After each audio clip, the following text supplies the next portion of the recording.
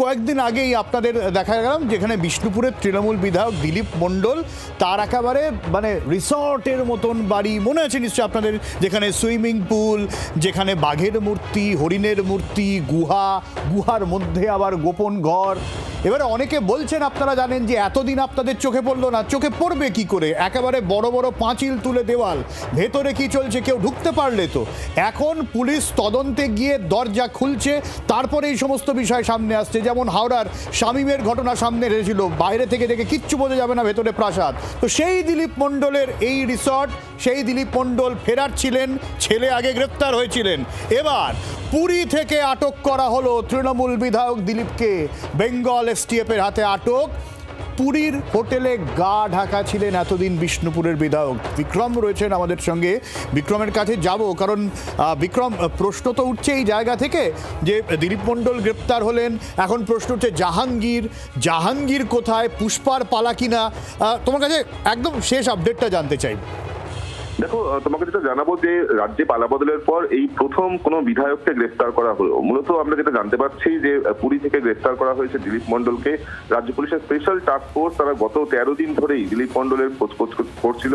কারণ দিলীপ মণ্ডলের বাড়িতে যখন 13 দিন আগে তল্লাশি অভিযান চালানো হয়, সেই সময় কিন্তু কার্যত দেখা যায় যে তার একের পর এক বাগান বাড়ি, রাজপ্রাসাদ এবং যে সম্পত্তি কথা বলা হচ্ছে তার উৎস কোথা থেকে, এই মামলাও কিন্তু ইতিমধ্যেই পুলিশ তদন্ত করে দেখছে।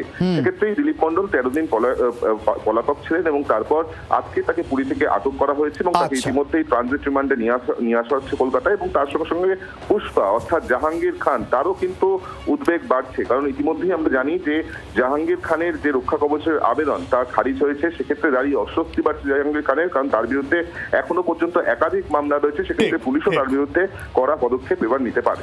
একদমই, কারণ কড়া পদক্ষেপের দাবি তুলছেন ফলতার একাধিক ব্যবসায়ী। এই যে বিষ্ণুপুরের বিধায়ক, তিনি হুমকি দিয়েছিলেন, আর জাহাঙ্গীর তো কম হুমকি দেননি। পুষ্পা ঝুঁকেগা নেই, সেই সমস্ত তার ডায়লগ ভোটের আগে। এরপর যখন তিনি মাঠ ছেড়ে পালালেন ভোটের মাঠ থেকে, ফলতার একাধিক মানুষ বাইরে বেরিয়ে এসেছেন, তারা জানিয়েছেন কি অমানসিক অত্যাচার তাদের সহ্য করতে হয়েছিল। ঠিক এই জায়গা থেকে একাধিক ফলতার ব্যবসায়ীরাও তারাও বলছেন গ্রেফতার করতে হবে জাহাঙ্গীরকে। শোনাই। জাহাঙ্গীর খানের শাস্তি চাই, ও যা অপরাধ করেছে ওর ফাঁসি দিলেও গায়ের দুঃখ যাবে না। সারা ফলতাকে এমন করে রেখেছিল, এমন সন্ত্রাসের বাতাবরণ তৈরি করে দিয়েছিল যে এই মারধর, লুটপাট, মানে খুন করে, টাকা আদায় করে, তোলাবাজি করে এমন করে দেবো যাতে মানুষ আর বিজেপিকে ভোট দিতে না পারে।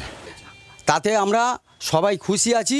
ওতে ও যাতে অ্যারেস্ট হয়ে কিংবা তাকে কোমরে দড়ি বেঁধে যেন ঘোরানো হয়। সন্ত্রাসবাদী মানে এমনই ও, মানে ওকে মানে ভয় দেখিয়ে, লোককে ভয় দেখিয়ে যে কোনো ব্যবসা করতে গেলে তোলাবাজি দিতে হতো।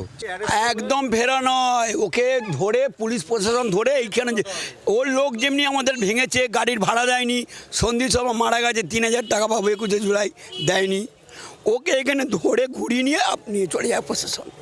আমরা দেখবো যে ও ধরা পড়েছে। আমাকে নিজে 10,000 টাকা নিয়ে আমার বাড়িতে থ্রেট দিয়েছি নিয়ে। কি বলছে? আমি দোকান বিক্রি করছি, দাদা বাড়ি যে টাকা দিতে হবে।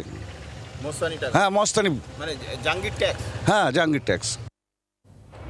ভাবুন, জাহাঙ্গীর ট্যাক্সের কথা বলা হচ্ছে। জাহাঙ্গীর ট্যাক্স, যে জাহাঙ্গীর একেবারে রীতিমতো ফলতায় ত্রাস বনে গিয়েছিল, যে জাহাঙ্গীরের বিরুদ্ধে তোলাবাজির অভিযোগ এবং এতদিন সাধারণ মানুষ তারা ভয়ে চুপ করে থেকেছেন এই জাহাঙ্গীরের জন্য।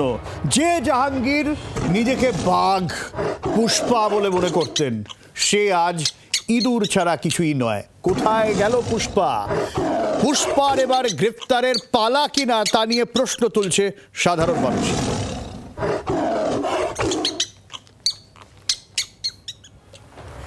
এটাই বোধহয় ক্ষমতার মারপ্যাচ, যে এই ধরনের দাদাগিরি, তোলাবাজি অনন্তকাল ধরে চলতে পারে না, অন্তত এই গণতান্ত্রিক পরিসরে, এই গণতান্ত্রিক রাজনীতির ক্ষেত্রে।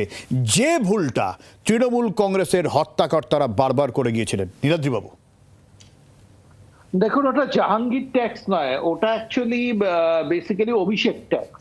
এই যে জাহাঙ্গীর যে পুষ্পা মনে করেছিলেন নিজেকে, মাথায় অভিষেক বন্দ্যোপাধ্যায়ের হাত না থাকলে জাহাঙ্গীরের পক্ষে এটা সম্ভব হতো না, এবং যে টাকাটা তিনি আদায় করতেন তার কত শতাংশ শান্তিনিকেতনে যেত সেটাও ভবিষ্যতে দেখতে হবে।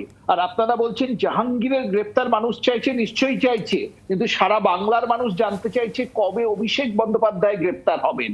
অভিষেককে কেন এখনো ছেড়ে রাখা হয়েছে, এই প্রশ্নটা মানুষ কিন্তু বারবার করছে, যে প্রশ্নটা আগেও করেছে। কোনো সেটিং আছে বিজেপির সাথে? অভিষেক কেন গ্রেপ্তার হচ্ছেন না? অমিত শাহকে একজন সাংবাদিক প্রশ্ন করেছিলেন, আপনার যদি মনে থাকে।